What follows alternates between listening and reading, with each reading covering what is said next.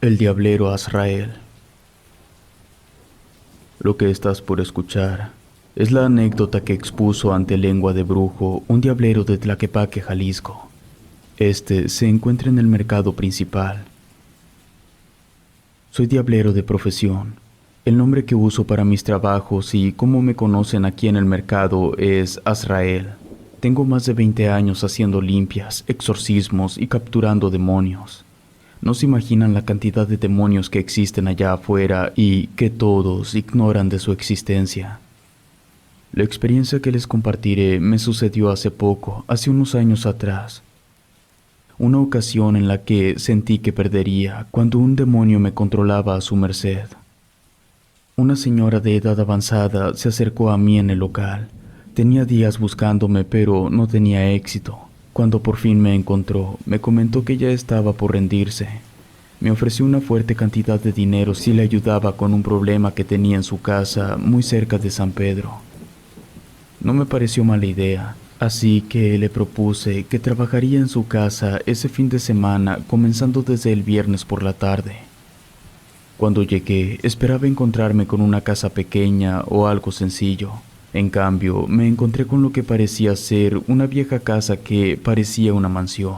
La verdad, era increíble su estilo gótico. Por dentro, la casa tenía algunos muebles. Sin embargo, estos estaban cubiertos por sábanas blancas.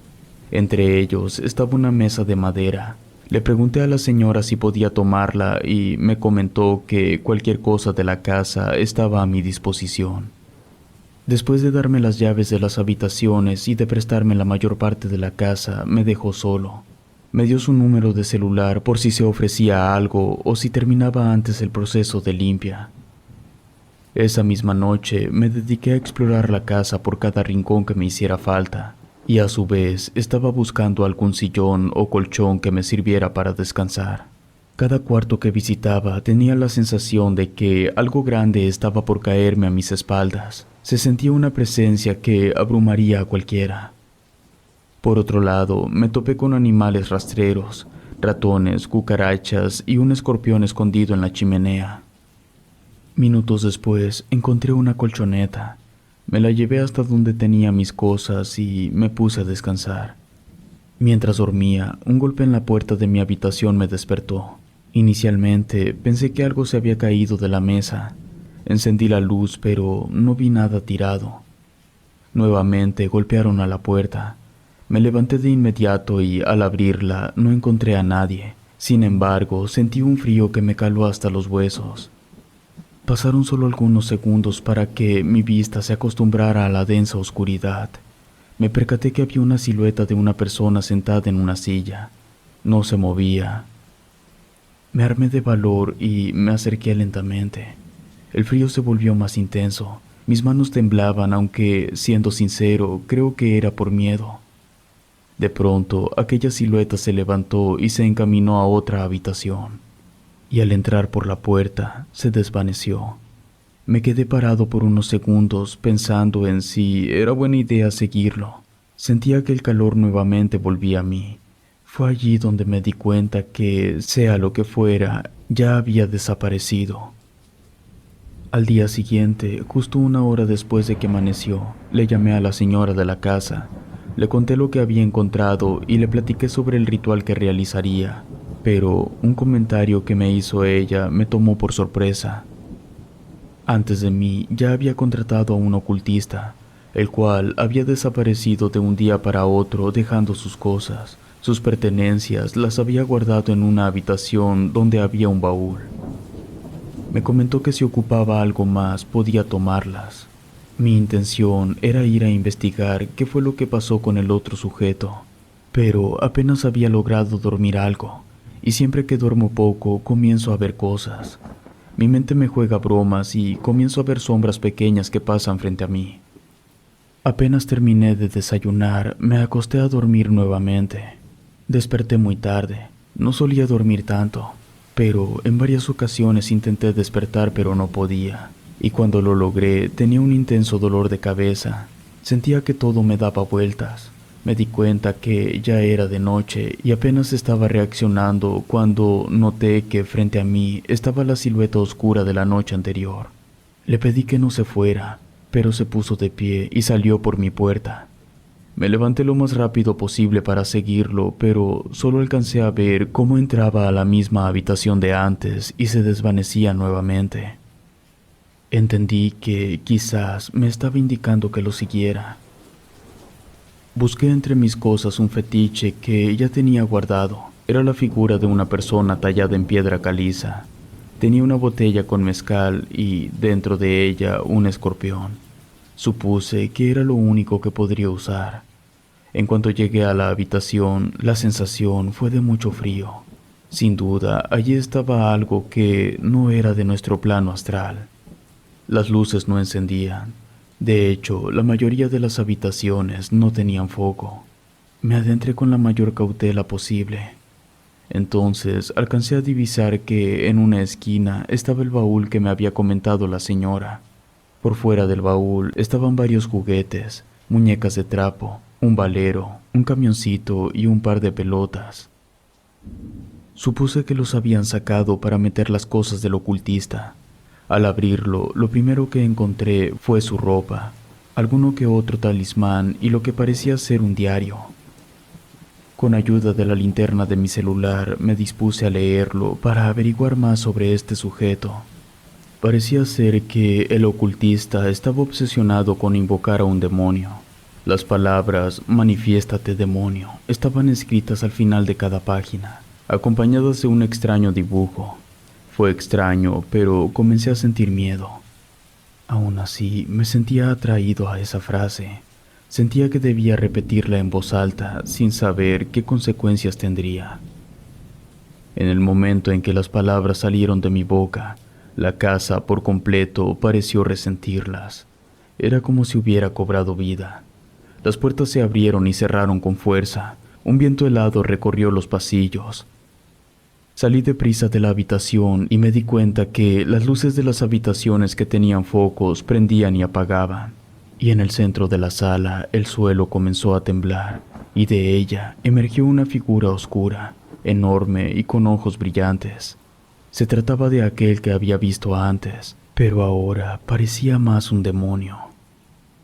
Intenté retroceder, pero su presencia me paralizó. Me di cuenta que había abierto una puerta que no podría cerrar con facilidad.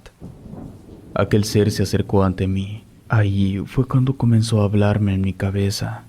Me di cuenta que hablaba en un dialecto parecido al maya, pues le escuché decir Mictlán. Sentía que en cualquier momento me aplastaría. Fue entonces que recordé que tenía mi mezcal con escorpio. Era una bebida que le gusta a los demonios.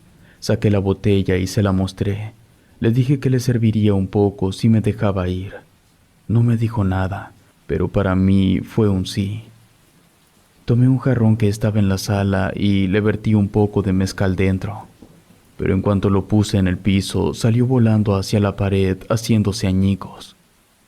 Me di cuenta que esa cosa quería todo el mezcal, así que dejé la botella en el piso y como pude me retiré de allí. Me dirigí a mi cuarto y preparé el fetiche. Ese demonio había caído en mi trampa dándole a beber agua bendita, y dentro estaba el escorpión que había encontrado el otro día en la chimenea. Preparé un círculo de sal a mi alrededor. Sabía que esa cosa me buscaría. De pronto, la puerta de mi habitación se abrió y aquella cosa entró. Se acercó a tan solo unos centímetros de mi cara. El demonio, esbozando una sonrisa de satisfacción, se acercó aún más. Sentía su risa retumbar en mi pecho. Cada parte de mi ser quería escapar, pero estaba atrapado, tanto por la casa como por la criatura que había invocado. En eso, las palabras que escuché en mi cabeza fueron muy claras de su parte. Me llamaste, ahora responde. Después todo quedó en silencio. Las luces dejaron de parpadear y los sonidos fuera de lo normal dejaron de escucharse. Sin embargo, sobre mis hombros comencé a sentir un fuerte peso. Era como si alguien estuviera sentándose sobre mí. Me di cuenta que el círculo de sal que había formado alrededor mío había sido pisado. La protección se había roto y no fue por mí. El demonio era muy fuerte. Sentía que su presencia se intensificaba sobre mí. Cada paso que daba se volvía más pesado. Entonces recordé el fetiche.